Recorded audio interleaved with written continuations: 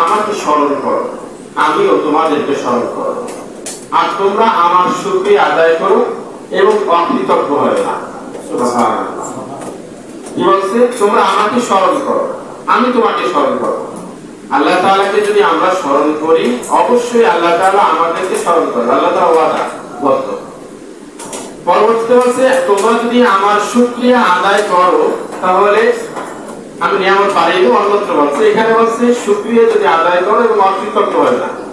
আমার প্রতিটা নিয়ামতকে তোমরা নিয়ামত হিসেবে নাও, কৃতজ্ঞতা আদায় করো যে আল্লাহ তাআলার পক্ষ থেকে এই বিজয় এসেছে, আল্লাহ তাআলার পক্ষ থেকে সাহায্য এসেছে, আল্লাহ তাআলার পক্ষ থেকে কল্যাণ এসেছে, এই বিপদ এসেছে আল্লাহ তাআলার পক্ষ থেকে। এইখানেও আলহামদুলিল্লাহ আল্লাহ তাআলাকে স্মরণ করার মধ্য থেকে আল্লাহ তাআলা আমাদের উপর সন্তুষ্ট হয়েছে।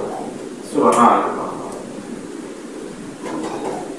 আল্লাহ তাআলা সূরা বাকারার 172 নম্বরে বলছে, ইয়া আইয়ুহাল্লাযীনা আমানু কুলু মিন তাইয়্যিবাতি মা রাযাকনাকুম ওয়াশকুরু লিল্লাহি ইন কুনতুম ইয়্যাহু তা'বুদুন।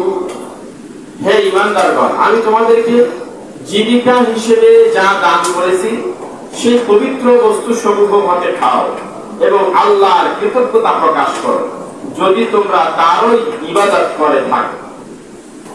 আল্লাহ তাআলা আমাদেরকে উদ্দেশ্য করে, ঈমানদারদেরকে উদ্দেশ্য করে বললেন যে আমি তোমাদেরকে যা রিজিক প্রদান করেছি, যে জীবিকা দিয়েছি, তা থেকে তোমরা খাও এবং পান করো এবং আমার কৃতজ্ঞতা প্রকাশ করো। আর যদি আমার ইবাদত করো তাহলে এটা তোমরা করবে। তাহলে আমরা একমাত্র কার ইবাদত করি? আল্লাহ। আমরা একমাত্র আল্লাহ তাআলার ইবাদত করি। ইয়্যাকা না'বুদু ওয়া ইয়্যাকা নাস্তাঈন। আমরা প্রতিটা নামাজে, প্রতিটা রাকাতে এই কথাটা বলি, ইয়্যাকা না'বুদু, একমাত্র আমরা, না'বুদু আপনার ইবাদত করি, ওয়া ইয়্যাকা নাস্তাঈন এবং আপনার ওই সাহায্য কামনা করি।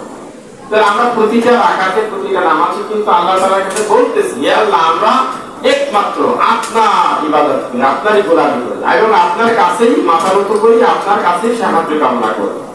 তো আল্লাহ তাআলা সেই আমাদেরকে উল্লেখ করে বলতেছে, তোমরা যদি আমার ইবাদত করে থাকো তাহলে আমার কৃতজ্ঞতা প্রকাশ করো।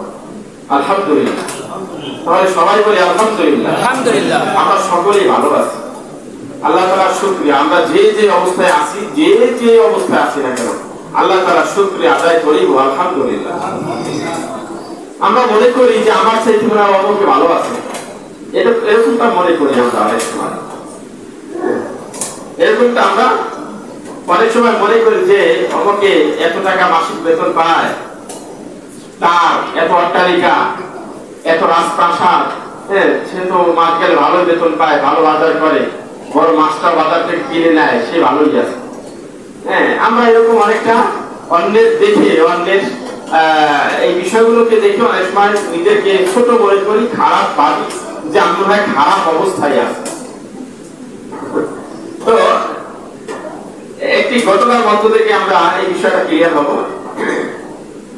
একবার আল্লাহ তাআলার এক বান্দা, তিনি প্রতিদিন নদীর পাশে গিয়ে আল্লাহ তাআলার ধ্যান মগ্ন করতেন আর আল্লাহ তাআলার কাছে একটা বিষয় চাইতেন, যে আল্লাহ, পৃথিবীতে কোনো নবী নাই, কোন নবী এখন নাই, কিন্তু আমরা জানি যে খিজির আলাইহিস সালাম এখন পর্যন্ত জীবিত আছে এবং আমি যতটুকু শুনেছি তিনি পানিতে অবস্থান করেন। তাহলে হে আল্লাহ, খিজির আলাইহিস সালামের সঙ্গে আমাকে দেখা করো, আমি খিজির আলাইহিস সালামের সঙ্গে কথা বলতে চাই, দেখা করতে চাই। তো এইভাবে তিনি ওই একটাই দোয়া করতেন, আল্লাহ তাআলার কাছে চাইবেন, একটাই চাইবেন। অর্থাৎ অন্য কোনো বিষয় খিজির ইসলামের সাথে কেন দেখা করতে চাচ্ছেন এটি আল্লাহ তাআলার কাছে বলতেছেন না, শুধু আল্লাহ তাআলার কাছে বলতেছেন আমি খিজির ইসলামের সঙ্গে দেখা করব। তার ওই একটাই বড় বাসনা, একটাই বাসনা যে আমি খিজির ইসলামের সাথে সাক্ষাৎ করব, একবার